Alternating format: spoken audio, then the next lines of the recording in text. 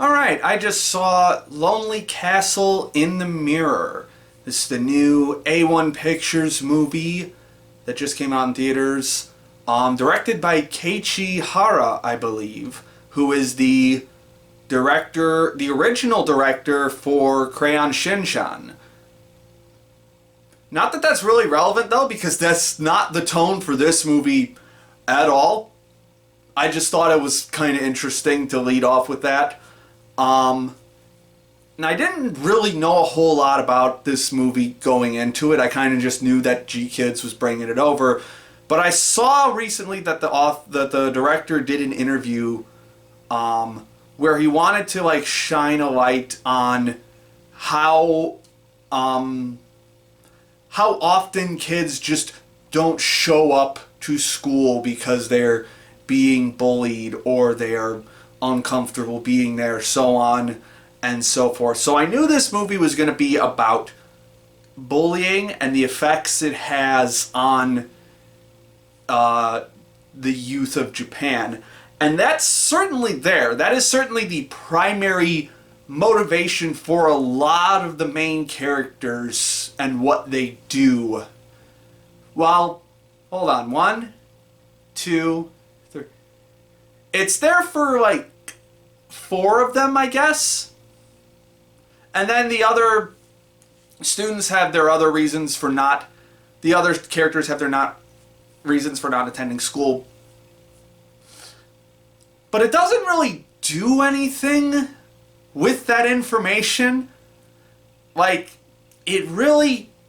This is a very substanceless movie.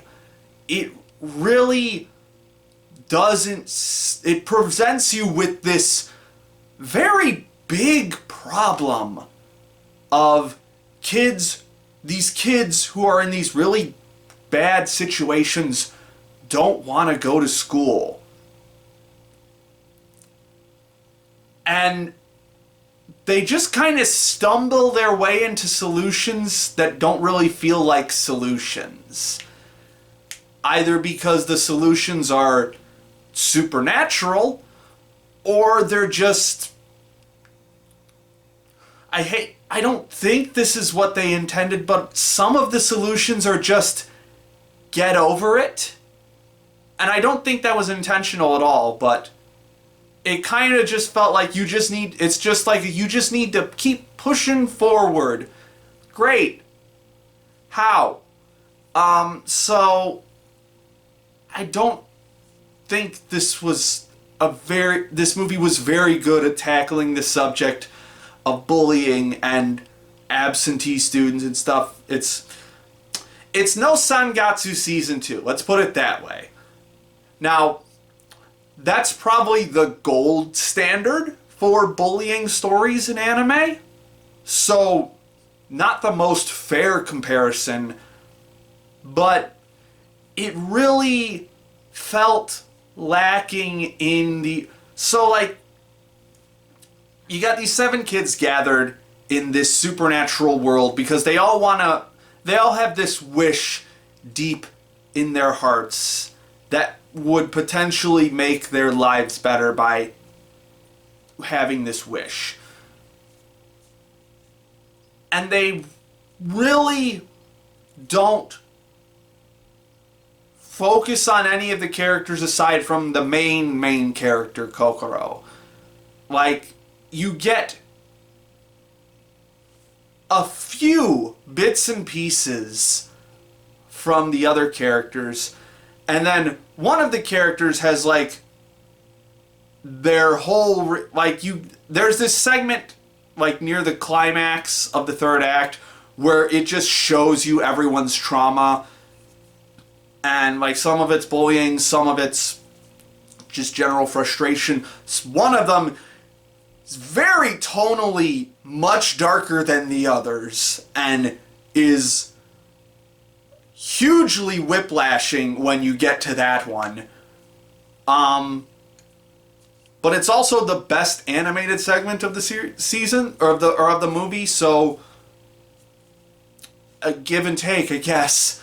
But it really doesn't say, like, here's how to deal with this trauma other than make friends. Speaking of which, I don't understand why these characters are friends with each other. Not that they're mean to each other or anything, it's just that they don't really show these characters becoming friends with each other. Like, and that's probably my biggest problem with this movie, though, is the dialogue is so stiff and stilted and prescriptory and just so rote. It's like, hello, Kokoro-chan, how are you doing today? It is so, it sounds like a robot wrote a good chunk of this dialogue. If it comes out that an AI wrote part of this fucking script, I wouldn't be surprised, because this script is really just, this is not how people talk. It's like a children's book, kind of. Like, this dialogue sounds like something you would read to a child. And I can tell you, based on the content of the film, this is not meant for 6-year-olds. I can tell you that much. So, I don't think it's a matter of demographic. I think it's just a matter of, this is a really poorly written script. And it kind of transfers over into the animation, too. Like, this, everyone moves so weirdly and stiltedly, and the camera is so flat with so many of its shots, and the blocking for the characters is so flat and, like, evenly spaced, and it feels, what's the word? It feels rudimentary. Like, it feels like the most basic level of rudimentary, both in scripting and in cinematography. Now, there are a few moments that I thought had some actual heart and emotion to them, like this moment where the fat kid just kind of busts out and, like, kind of calls out. There's this moment where this overweight kid starts to call everyone else out on some bullshit that they were doing. And that was, like, one of 2 moments in the film where I felt an emotion. The other being the really dark part near the end of the film. And there's some decent, like, animated cuts, too. Like, again, that really dark segment. The character designs aren't bad. They're pretty generic, but they're likable looking enough.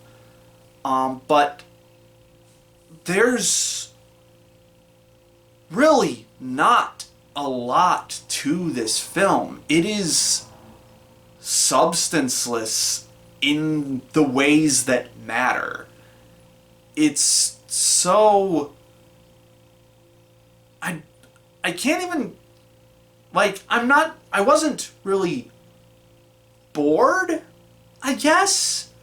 But I was just constantly waiting for something meaningful to happen. This felt...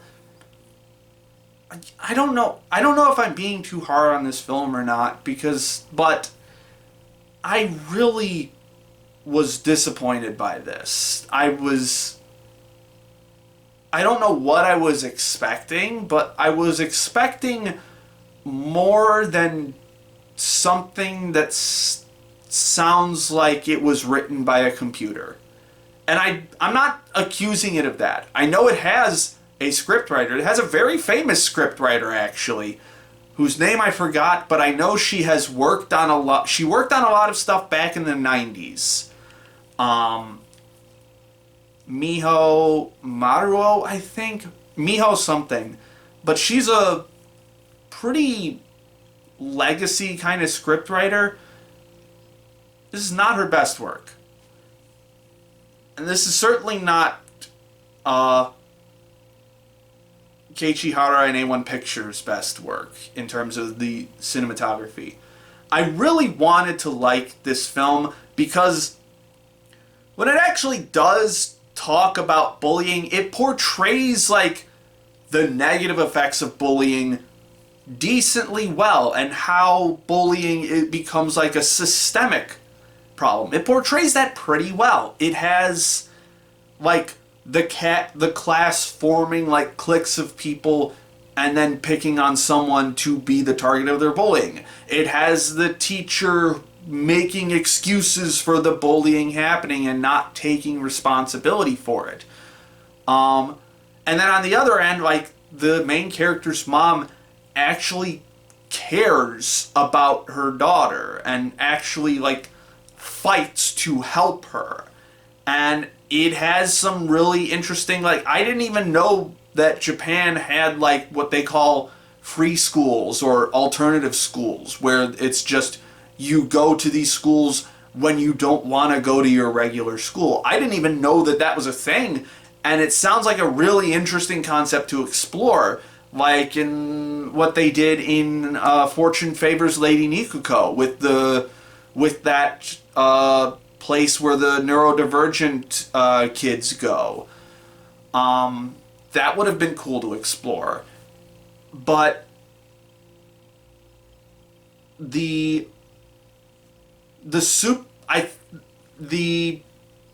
characters are just extremely underdeveloped. The dialogue feels very mechanical and like necessary to move things forward rather than necessary to create bonds between these characters that would actually make me think that they're friends. And it's not particularly amazing to look at. It's not bad, but it is, in a lot of ways, painfully average. So, would not recommend this one, unfortunately. I'm feeling, the more I talk about it, actually, the less I like it.